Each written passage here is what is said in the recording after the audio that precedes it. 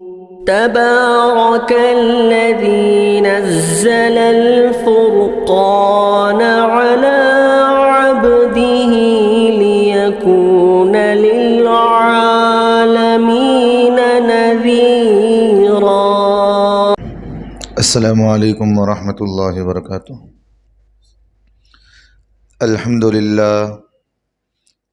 للہ نحمده ونستعینه ونستغفره ونؤمن به ونتوکل علیہ ونعوذ باللہ من شرور انفسنا ومن سیئات اعمالنا من يهده اللہ فلا مضل له ومن يضلله فلا هادی له ونشهد أن لا إله إلا الله وحده لا شريك له ونشهد أن سيدنا ونبينا وحبيبنا ومولانا محمدا عبده ورسوله. أما بعد فأعوذ بالله من الشيطان الرجيم. بسم الله الرحمن الرحيم. يا أيها الذين آمنوا لا تتخذوا اليهود والنصارى أولياء بعضهم أولياء بعض. وقال النبي صلى الله عليه وسلم إن الله لا ينظر إلى صوركم وأموالكم ولكن ينظر إلى قلوبكم وأعمالكم أو كما قال عليه الصلاة والسلام. اللهم صل على محمد وعلى آل محمد وبارك وسلم. عزیز ساتھیو، یہ دنیا یہ اللہ کی حکم کی محتاج ہے، اور دنیا کی ہر مخلوق، چاہے وہ دنیا کی کوئی بھی چیز کیوں نہ ہو، وہ ساری چیزیں وہ اللہ کی محتاج ہے. چاہے وہ آسمان پر اڑنے والے پرندے ہو یا زمین میں رینگنے والے جانور ہو، اور زمین کے ہر ذرے ذرے پر، آسمان کی ہر چیز پر، ساری دنیا کی چیزوں پر وہ اللہ کا قبضہ ہے. اور اللہ کے حکم اور محتاجی کے بغیر، اللہ کے حکم کے بغیر دنیا کے اندر کوئی بھی چیز اپنے ذاتی طور پر کوئی کام نہیں کر سکتی. ہر کام وہ اللہ کی محتاج ہے. یہ ہمارا مسلمانوں کا عقیدہ ہے کہ ساری دنیا کے اندر ساری مخلوق وہ اللہ کی محتاج ہے. یہاں تک کہ علماء نے اپنی کتابوں کے اندر لکھے ہیں، جب کوئی انسان کھانا کھاتا ہے تو کھانا کھانے کے بعد اس کا جو نوالا ہے، اس کا جو لقمہ ہے، جب وہ منہ میں داخل ہوتا ہے تو وہ دانہ جب حلق میں پہنچتا ہے تو فرشتہ اللہ سے پوچھتا ہے کہ اے اللہ، یہ جو کھانا یہ کھا رہا ہے، اس کھانے سے اس کو فائدہ پہنچایا جائے، نقصان پہنچایا جائے. تو اللہ تعالیٰ نے جو انسان کو اس کی رزق پر فرشتوں کو جو مقرر کر رکھا ہے، وہ فرشتے بھی اللہ سے اجازت لیتے ہیں، اور کھانے کا دانہ بھی وہ اللہ کا محتاج ہے. ہر چیز وہ اللہ کی محتاج ہے. اس لیے نے بزرگوں نے اپنی کتابوں کے اندر لکھے ہیں کہ دنیا کے اندر جتنے بھی درخت ہیں، یہ درخت کے جو پتے ہیں وہ زمین پر جو گرتے ہیں وہ اپنی ذاتی طور پر نہیں گرتے، بلکہ وہ اللہ کے حکم سے نیچے گرتے ہیں پتے.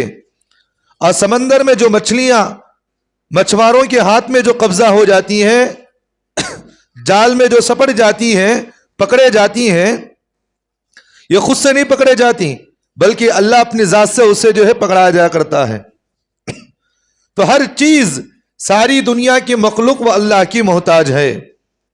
آج جب مخلوق پر اللہ کا جب حکم کوئی نازل ہوتا ہے تو اس کی پابندی ہر انسان پر اس کی پابندی کرنا ضروری ہے. جب لوگ اس حکم کی نافرمانیاں کرتے ہیں تو اللہ کا عذاب بھی اتنا سخت آتا ہے.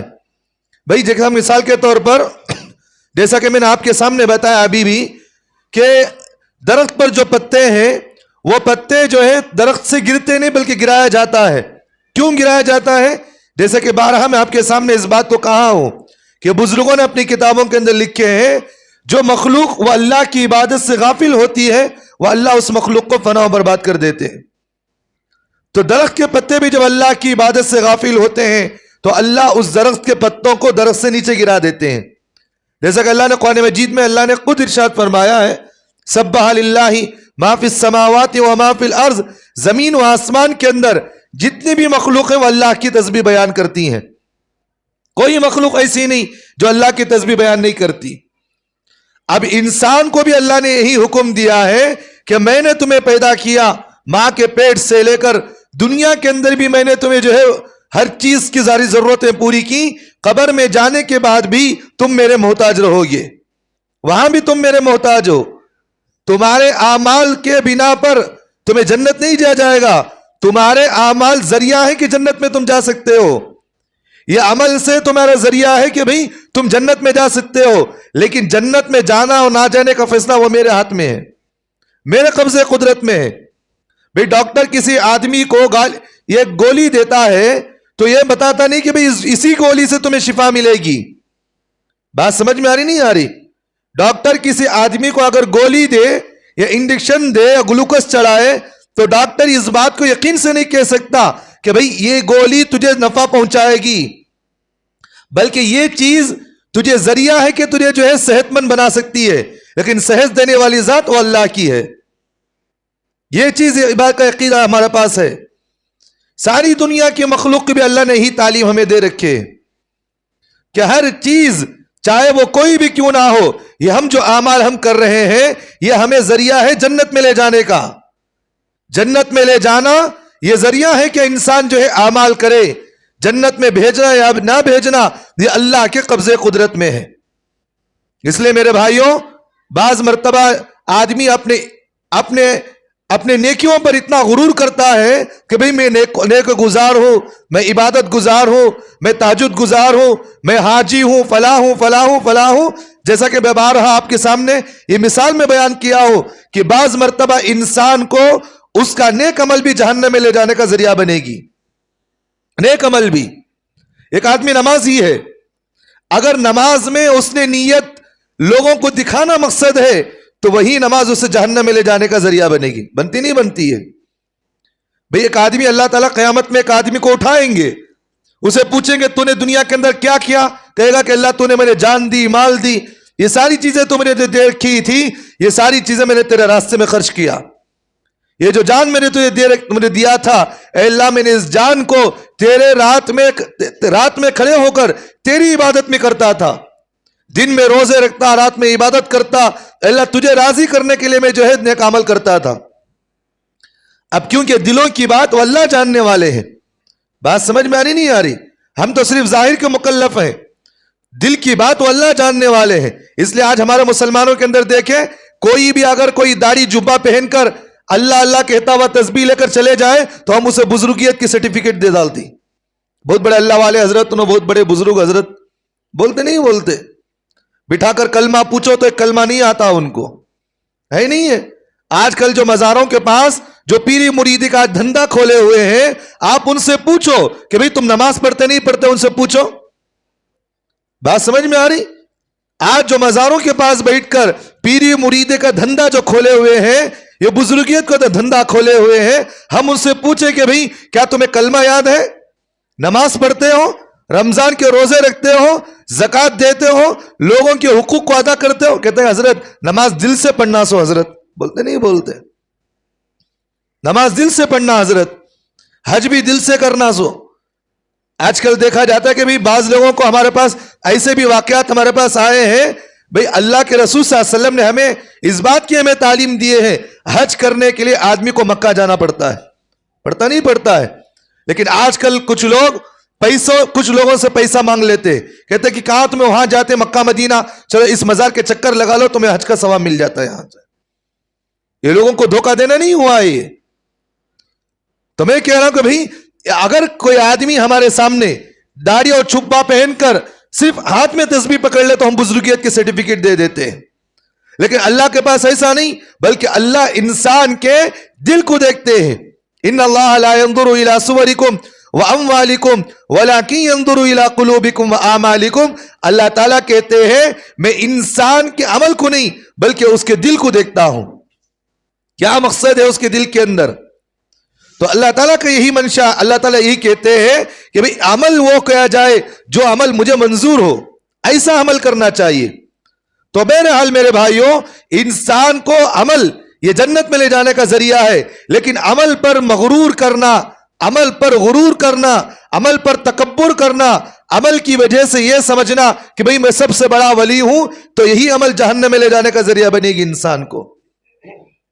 تو عمل تو کرنا چاہیے, نہیں کرنا چاہیے, عمل تو ہمیں کرنا چاہیے, لیکن عمل کے ساتھ ساتھ اپنے دلوں کو ٹٹولنا بھی چاہیے کہ بھئی اس عمل سے میرا خدا راضی ہوتا نہیں ہوتا ہے.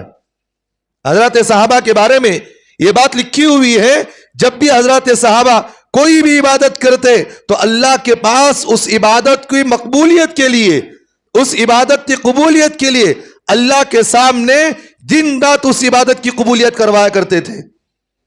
کتابوں کے اندر لکھی ہوئی بات ہے, کبھی رمضان آتا, ان پر زندگی میں رمضان آ جاتا, تو رمضان کے روزوں سے پہلے 6 مہینے پہلے وہ رمضان کی عبادتوں کے لیے اللہ سے دعا کرتے, اللہ ہمیں رمضان ہماری زندگی میں مقدر فرما تاکہ ہم اس کی عبادت کریں.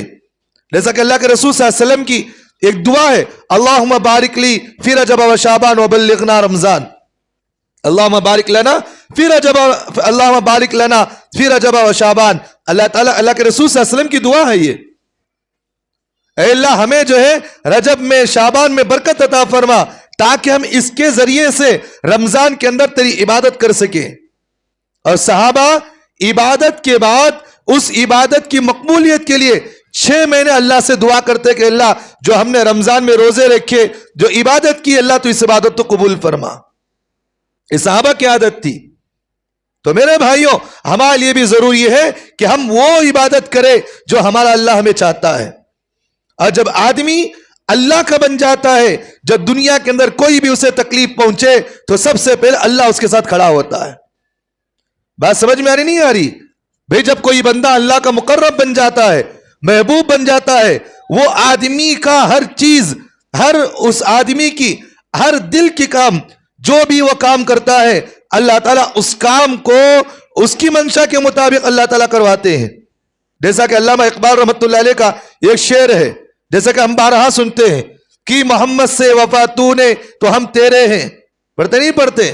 کہ محمد سے وفا تو نے تو ہم تیرے ہیں. تو علامہ اقبال نے کہا کہ اگر کوئی آدمی اللہ کے رسول صلی اللہ علیہ وسلم کی اتباع کرتا ہے, رسول اللہ صلی اللہ علیہ وسلم کے مطابق کہے مطابق اتباع کرتا ہے, تو اللہ تعالیٰ آگے اسے کہہ رہے ہیں تیرے حکم کے مطابق ہم جو ہے تقدیر کے قلم کو ہم تیرے حکم کے مطابق چلائیں گے.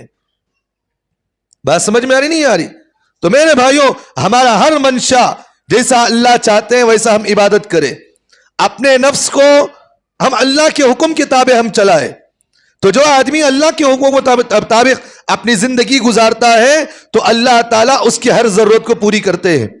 جیسا کہ ایک حدیث قدسی ہے, بارہا ہم کتابوں کے اندر بھی سنتے ہیں, فضائل اعمال کے اندر شیخ زکریا صاحب رحمۃ اللہ علیہ نے بھی اس حدیث کو لکھے ہیں کہ بھئی اللہ تعالیٰ نے فرمایا, جب بندہ کوئی عبادت کرتے کرتے کرتے کرتے اتنے مقبول میرے پاس ہو جاتا ہے, اتنا مقرب بن جاتا ہے, تو اللہ کہتے ہیں میں اس کی آنکھ بن جاتا ہوں, میں اس کا ہاتھ بن جاتا ہوں, اس کا پیر بن جاتا ہوں, اس کا دل بن جاتا ہوں. تو اس کا مطلب کیا ہے؟ کیا مطلب اس کا؟ مطلب یہ ہے کہ بھئی جو بندہ اللہ کے حکموں کے مطابق زندگی گزارتا ہے وہ کبھی اللہ کے حکم کی مخالفت نہیں کرتا. آنکھ بننے کا مطلب کیا کہ اللہ آنکھ بن جاتے ہیں اس کے؟ ایسا نہیں, بلکہ مطلب اس حدیث کا یہ ہے کہ آدمی جب اللہ کا محبوب بن جاتا ہے تو اللہ کے منشا کے مطابق وہ جو ہے اپنی نظروں کو چلائے گا, اپنے دل کو چلائے گا, اپنے ہاتھوں کو چلائے گا, اپنے پیر کو چلائے گا. یہ اس حدیث کا مطلب ہے. اور جو آدمی اللہ کا مقرب محبوب بن جاتا ہے, جب کوئی بندہ اس کو تکلیف دے تو اس کا مقابلہ خود اللہ کرتے ہیں. بات سمجھ میں آ رہی؟ میں بہت اہم بات میں آپ کے سامنے کہہ رہا ہوں. جب کوئی بندہ اللہ کا محبوب بن جاتا ہے, اگر کوئی دنیا کے اندر اسے تھوڑی سی بھی اگر کوئی تکلیف دے تو اس کا بدلہ خود اللہ لیتے ہیں, خود اللہ لیتے ہیں. مثال کے طور پر ایک مرتبہ ایک بزرگ جو ہے اپنے مریدین کے ساتھ ایک راستے پر جا رہے تھے. جاتے جاتے راستے میں سامنے کیچڑ تھا تو بزرگ کھڑے ہو گئے. وہ بزرگ جو ہے سامنے کیچڑ تھا تو بزرگ کھڑے ہو گئے اور سامنے سے دیکھا کہ اس بزرگ کے سامنے سے ایک لڑکا اور لڑکی، ایک معشوقہ اور معشوق جو ہے اپنے گلے میں ہاتھ ڈالتے ہوئے وہ سامنے سے آ رہی تھی. اب وہ دونوں آ رہے تھے. وہ بزرگ جو ہے جاتے جاتے جب چلنا آگے بڑھے تو چکر پر پیر رکھا تو وہاں سے چکر میں سے تھوڑا سا پانی اڑ کر اس لڑکی کے کپڑوں پر اڑ گیا. اس لڑکی کے کپڑوں پر اڑ گیا. تو اس لڑکی نے اپنے معشوق سے کہا، جس سے محبت کرتی ہے، اس لڑکے سے کہا، دیکھو اس بزرگ جاتے جاتے مجھے چکر اڑا کر چلے گئے. اب وہ نوجوان اپنی اس لڑکی کی محبت میں سامنے اس بزرگ کو گیا، تھپڑا کھینچ کے مارا اور مار کر آ گیا واپس. اب وہ بزرگ جو ہے اپنے مریدین سے کہا، فوراً جا کر اس کا بدلہ لے لو، کوئی اس نے مجھے تھپڑ مارا ہے، میرے مریدین میں سے کوئی ہو تو اس کا فوراً بدلہ لے لے. انہوں نے جو ہے حضرت کی بات کو نہیں سمجھا. تھوڑی دیر کے بعد سامنے کچھ گئے تو وہ نوجوان جو ہے پیر سے اس کا پتھر ٹھوکر کھایا، نیچے گرتے ہی وہ پھڑ پھڑایا اور منہ سے خون نکلا، وہ انتقال ہو گیا وہیں. اب وہ لڑکی بھاگتی ہوئی بزرگ سے آ کر کہنے لگی کہ حضرت، میرا جس لڑکے نے آپ کو تھپڑ مارا تھا وہ سامنے گیا اور نیچے گر کر جو ہے ٹھوکر لگنے کی وجہ سے نیچے گرا اور منہ سے خون آیا اور نیچے گر گیا، حضرت مر گیا میرا، کچھ اسے بچا لیں آپ. تو اس شیخ نے کہا، اپنے مریدین سے کہا، میں اسی لیے تم سے کہا کہ جب اس نے مجھے مارا تو فوراً جو ہے اس پر بدلہ لے لو تم. اور اس لڑکی سے کہا، میں تم اللہ کا محبوب بندہ ہوں، میں اللہ سے محبت کرتا ہوں اور اللہ تعالیٰ کا یہ حکم ہے، جو بندہ مجھ سے محبت کرتا ہے میں اس سے محبت کرتا ہوں، جو میرے محبوب بندے کو تکلیف پہنچائے اس کا بدلہ میں خود لیتا ہوں. اس لیے حضرت نے کہا، جب اس نے مجھے مارا تو میں نے اس لیے کہا کہ بدلہ لے لو تاکہ اللہ میرا بدلہ نہ لے. اگر تم نے جو ہے بدلہ لینے میں دیری کی تو اس کا بدلہ اللہ نے لے لیا. تو میرے بھائیوں، جب آدمی اللہ کا محبوب بن جاتا ہے تو اس کے ساری چیزیں، اس کی ساری ضرورتیں، ہر چیز اللہ تعالیٰ خود لیتے ہیں اس کی. اس لیے جو ہے ہمارے بزرگوں کو آپ نے دیکھا ہے کہ بھی جب بھی کوئی تکلیف پہنچائے تو کہتے ہیں ہم اللہ کے حوالے کر دیں گے، اس کا بدلہ اللہ لینے والا ہے. آج ہمارے سامنے مثال کے طور پر آج ہم دیکھتے ہیں ایک ہفتے 7 جنوری سے آپ دیکھتے ہیں امریکہ کے اندر لاس اینجلس کے اندر آپ دیکھتے ہیں آگ جلی ہوئی ہے، پورا کا پورا گاؤں جل گیا. جو لوگ غزہ پٹی کے اندر مسلمانوں کو 1.5 سال سے مسلمانوں پر ظلم کیا، جنہوں نے مسلمانوں پر اتنا ظلم کیا جن کے گھروں کو برباد کر دیا، کئی ہزار مسجدوں کو انہوں نے ختم کیا، کئی ہزار بچوں کو، 60-70 ہزار جو ہے نوجوانوں کو، کئی ہزار وہاں مسلمانوں کو شہید کیا، انہوں نے نسل کشی کی، انہوں نے گھروں کو برباد کیا. دیکھیں اللہ نے صرف 2 دن میں ان کی ساری اوقات کو بتا دیا. صرف 2 دن کے اندر اللہ نے ان کی ساری اوقات کو بتا دیا کہ دیکھو مظلوم کی بد دعا کبھی بچتی نہیں ہے. یہ غزہ جو پٹی کے اندر جو مسلمان وہاں رہتے ہیں یہ انبیاء کی اولاد ہیں، یہ انبیاء کی اولاد ہوتی ہیں. اس لیے میرے بھائیوں، اس واقعہ جو نے میں آپ کے سامنے بتایا کہ جس بزرگ کو اس نوجوان نے تھپڑ مارا تو اس بزرگ نے کچھ وقت کے لیے اپنے مریدین سے کہا جاؤ اس سے بدلہ لے لو، لیکن انہوں نے بدلہ لینے میں کچھ دیری کی، کچھ وقت انہوں نے دیری کیا تو اللہ نے کچھ ہی لمحوں کے اندر اس کا بدلہ اس کو دے دیا. تو آج انہوں نے جو ہے 1 سال 3 مہینے کے اوپر ہو گئے، 4 مہینے کے قریب انہوں نے کتنے مسلمانوں کو وہاں شہید کیا. اللہ نے وقت دیا، اب توبہ کر لو، اب توبہ کر لو. یہ اسرائیل اتنی خطرناک قوم ہے، اتنی غلیظ قوم ہے جس پر لعنت خود اللہ نے قرآن مجید میں فرمایا. ضربت علیہم الذلۃ والمسکنۃ، اللہ نے خود قرآن مجید کے اندر ان کی ذلت کو اللہ نے قرآن مجید میں خود فرمایا. اور اتنے غلیظ قسم کی قوم ہے یہ، اتنی غلیظ قوم ہے یہ، انہوں نے نبیوں کو تک بغیر کسی مقصد سے قتل کرتے تھے. وَيَقْتُلُونَ النَّبِيِّينَ بِغَيْرِ حَقٍّ، اللہ تعالیٰ فرماتے ہیں نبیوں کو بغیر کسی مقصد کے، بغیر کسی بھی کوئی مقصد کے جو ہے نبیوں کو، کئی نبیوں کو انہوں نے قتل کیا ہے، شہید کیے ہیں.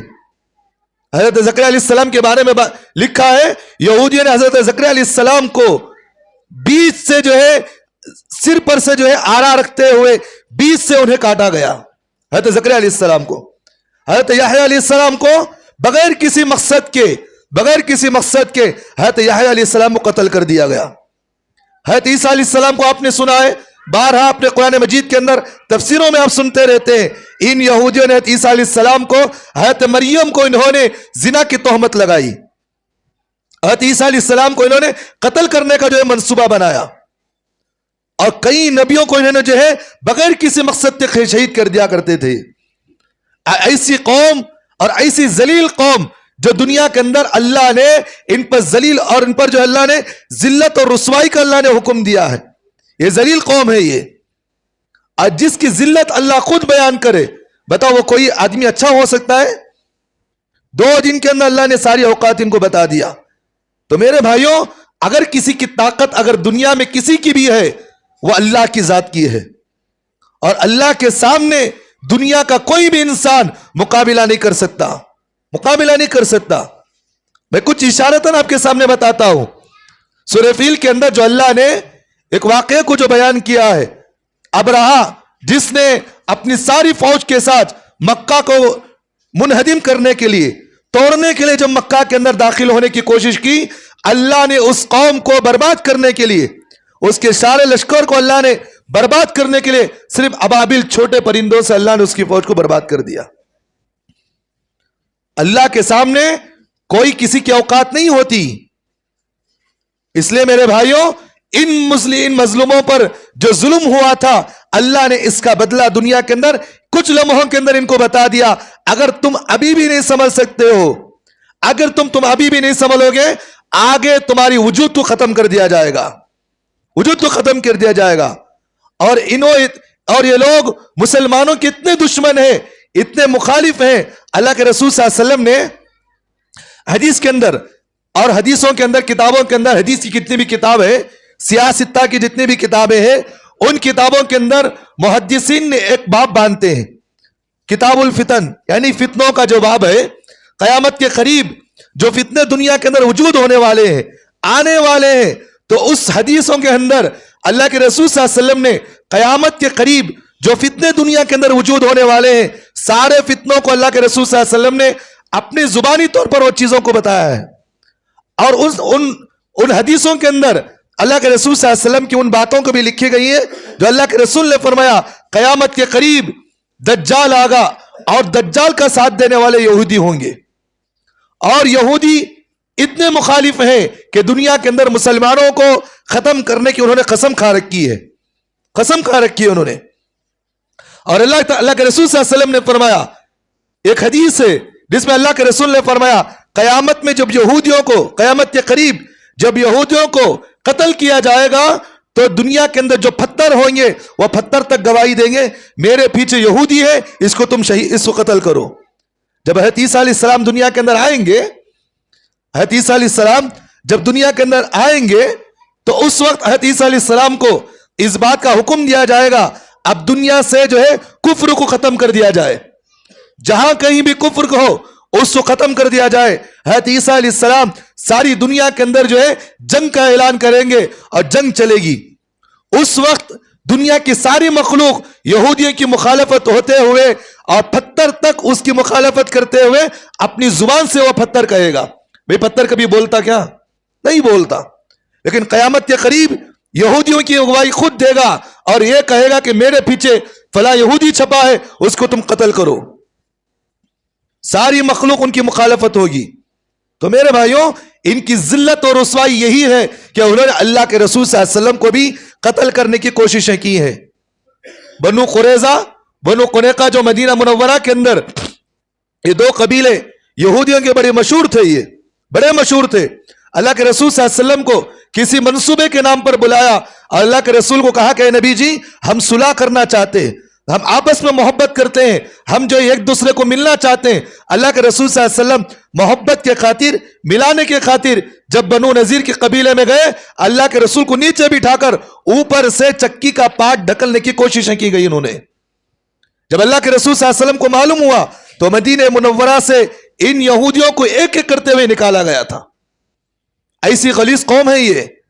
آپ دیکھیں کہ بھئی جب جنگ بندی کا اعلان, اس ہفتے کی بات میں کہہ رہا ہوں, جب جنگ بندی کی بات 2 دن سے جب بات سوشل میڈیا پر اچھلی, قطر نے اس بات کا اعلان کیا کہ بھئی غزہ پٹی پر جو تم لوگوں نے ظلم کر رکھا ہے, ہم اس کو جنگ بندی کو, جنگ کو روکنا چاہتے ہیں, کچھ شرائط کے ساتھ روکنا چاہتے ہیں. کب اس بات کا معاہدہ کرے؟ آنے والی اتوار، آج جمعہ ہے، کل ہفتہ اتوار کی 12 بجے تک ان کو وقت ہے کہ بھئی 12 بجے بیٹھیں گے، ہم اس جنگ بندی کے سلسلے میں معاہدہ کر کر اس جنگ کو ختم کر دیں گے۔ جب اس بات کا اعلان ہوا تو اسرائیل خبیث اب بھی بجائے اپنی زبان کو، اپنی حرکتوں کو روکنے کے بجائے اس نے اس بات کو یہ سوچا کہ بھئی ہمارے پاس صرف 2 دن باقی ہیں، 2 دن باقی ہیں، 3 دن باقی ہیں۔ کل کی بھی بات آپ کو کہہ رہا ہوں، رات کو اس نے ایک میزائل ڈالا، 50 بچے شہید ہو گئے۔ رات میں اس نے ایسے حرکتیں کی۔ آج صبح میں ایک خبر ہمارے پاس یہ پہنچی، 80 لوگوں کو اس نے جو ہے رات میں میزائل ڈالا، مر گئے۔ بات سمجھ میں آ رہی نہیں آ رہی؟ بھئی ایسے لوگوں پر جو نسل کشی جو دنیا کے اندر کی جا رہی ہے، آج امریکہ اس کے بات پر یہ کہتا ہے کہ بھئی یہ ہمارے دوست ہیں ہم۔ اور ایک بات امریکہ نے ایک بھی کہی تھی، جو گزشتہ جو بیٹھا تھا امریکہ کا جو صدر تھا، اس نے ایک اعلان کیا 20 جنوری کو ہم جب عہدہ میں سنبھالوں گا تو اس کے بعد ظلم ہی ظلم دنیا کے اندر بتاؤں گا۔ اس نے اس بات کہی تھی، لیکن اللہ نے اس کے کہنے کے بعد آدھا گھنٹہ بھی نہیں گزرا، امریکہ کے اندر اللہ نے وہ چیز بتا دیا جو یہ نہیں سوچ بھی سکتے تھے۔ لاکھوں کروڑوں روپے جو لوگ وہاں بیٹھ کر مسلمانوں کو ختم کرنے کی کوششیں کر کے بات کر رہے تھے، اللہ نے ان کے دولت کو بھی اللہ نے ختم کر دیا وہاں۔ اور اللہ نے بتایا، ان اللہ تعالیٰ خود بتائے، ان اللہ علی کل شیء قدیر، اللہ جو ہے ہر چیز پر قادر ہے۔ وَمَكَرُوا وَمَكَرَ اللَّهُ، تم جو چیزیں منصوبے بناتے ہو اللہ تمہارے منصوبے تمہیں طرف پھیریں گے، تمہیں ہی پھیریں گے۔ جو تم آگ غذا پٹی کے اندر مسلمانوں پر ایک ایک کرتے ہوئے کئی مسلمانوں کو تم نے بام کے ذریعے سے، اس کے ذریعے سے تم نے جلایا، اللہ نے 2 دن کے اندر ساری ان کی نس و نابود ختم کر دیا۔ اب سوشل میڈیا پر آ کر کہہ رہے ہیں دعا کرو معاف کر دے خدا ہمیں، معاف کرو مسلمانوں، کتنی ہمارے لیے بدعا۔ یہ سوشل میڈیا پر بڑے بڑے آ کر ہم سے معافی مانگ رہے ہیں۔ بات سمجھ میں آ رہی نہیں آ رہی؟ یہ ظلم کی انتہا ہے۔ یہ میرے بھائیوں، میں آپ کو یہ بتانا چاہ رہا ہوں کہ اللہ بھی جو ہے ایک حد تک انسان کو معاف کرتے ہیں۔ اب اللہ کہیں گے آج ڈھیل، ابھی آئے گا، ابھی سدھرے گا۔ جب انسان نہیں سدھرتا، جب اللہ پکڑنے پر آ جائے تو دنیا کی کوئی طاقت اسے بچا نہیں سکتی۔ اس لیے اللہ نے قرآن مجید میں فرمایا یا ایھا الذین آمنوا لا تتخذوا اليہود والنصارى اولیاء۔ اللہ تعالیٰ ہمیں اس بات کا حکم دیتے ہیں، اے مسلمانوں، یہود و نصارہ تمہارے دشمن ہیں، تم کس کی اتباع کر رہے ہو؟ بھئی جب خدا کسی انسان کی، جب خدا کسی قوم کی مذمت بیان کر دے، جب خدا کسی قوم کی برائی بیان کر دے، وہ قوم کبھی اچھی ہو سکتی ہے؟ آج ہمارے مسلمانوں کو دیکھے نئے نئے طریقے جو یہودی ایجاد کرتا ہے، ہمارا مسلمان بڑے شوق کے ساتھ اس کو استعمال کرتا نہیں کرتا۔ ہالی ووڈ بالی ووڈ کے اندر کوئی اگر ہیرو کوئی کپڑے پہنا، ہمارا مسلمان آج اس کپڑے کو پہنتا ہے۔ برتھ ڈے ہمارے مسلمانوں کے اندر دیکھے، اور جو سالگرہ دیکھے، جنم دن دیکھے، اس طرح کے جتنے بھی ڈے ہیں، یہ سارے یہودیوں کے بنائے ہوئے۔ آج ہمارا مسلمان ان سے دلوں سے محبت کرتا ہے۔ میرے بھائیوں، آخری بات میں آپ کے سامنے کہہ رہا ہوں، یہ بات بھی ذہن میں رکھنا، اللہ کے پاس انسان کی ظاہر کو نہیں دیکھا جائے گا، بلکہ انسان کے دل کو دیکھ کر اللہ قیامت کے نزدیک اس کے مومن ہونے کی گواہی دیں گے۔ میری بات سمجھ میں آ رہی؟ بھئی آج حالات ایسے ناساز ہیں، ایسے حالات چل رہے ہیں، باپ داڑھی چھوڑا ہوا کلمہ پڑھ رہا ہے، لیکن اس کا بیٹا خود ایمان سے پھرا ہوا، باپ کو اس بات کا یقین نہیں ہے۔ آج کہاں ہیں ہم لوگ مسلمان؟ آج ہم اپنے جو ہے نمازی ہونے پر، تبلیغی ہونے پر، دین کی محنتیں کرنے پر ہم یہ سمجھتے ہیں میں بہت بڑا ولی حضرت، میں آپ کے سامنے ایک ایک ہاتھ پکڑ کر میں بتا سکتا ہوں کتنے دین کی محنتیں کرنے والے ان کے بچہ آج مرتد ہو کر کسی عیسائی کے گھر میں بیٹھے ہوئے ہیں۔ کہاں ہمارے مسلمان آج ہیں؟ تو میرے بھائیوں، ہم ہوش کے آنکھ کھولیں، ہم پہلے یہ دیکھیں کہ بھئی حالات بڑے ناساز چل رہے ہیں، حالات بڑے ناساز ہیں۔ قیامت کے قریب اللہ کے رسول صلی اللہ علیہ وسلم نے فرمایا قیامت کے قریب جب سورج جہاں سے شروع ہو رہا ہے وہاں ڈوب رہا ہے تو قیامت کے قریب ڈوبنے کی جگہ سے شروع ہوگا، مغرب سے جو ہے سورج شروع ہوگا تو وہاں انسان کی عبادتیں، دعائیں قبول نہیں کی جائیں گی، وہاں انسان کی دعا اللہ جو ہے رد کر دیں گے۔ اب وہ وقت بھی جو ہے قریب آنے والا ہے، اس لیے میرے بھائیوں اب تو ہم حالات کو سدھرے، اب تو ہم حالات مسلمان اپنے ایمان کو مضبوط کرے، اب تو مسلمان جو ہے 100% ایمان پر جمنے کی کوشش کرے۔ اللہ ہم تمام کو جو ہے عمل کی توفیق عطا فرمائے۔ جو غزہ کے مسلمان شہید ہوئے ہیں اللہ ان کی شہادتوں کو قبول فرمائے، اللہ ان بچوں کی شہادتوں کو بھی قبول فرمائے جو اللہ ان کو کامیابی دے رہے ہیں، اللہ یہ کامیابی ساری دنیا کے اندر مسلمانوں کو دے۔ اللہ یہ فتح یابی بیت المقدس پر جنہوں نے قربانی کی ہے اللہ ان کی قربانی کو قبول فرمائے۔ اللہ ہمیں بھی اپنے جان و مال کے ساتھ ایمان کی حفاظت کے لیے اللہ ہمیں بھی قبول فرمائے۔ وآخر دعوانا الحمدللہ رب العالمین۔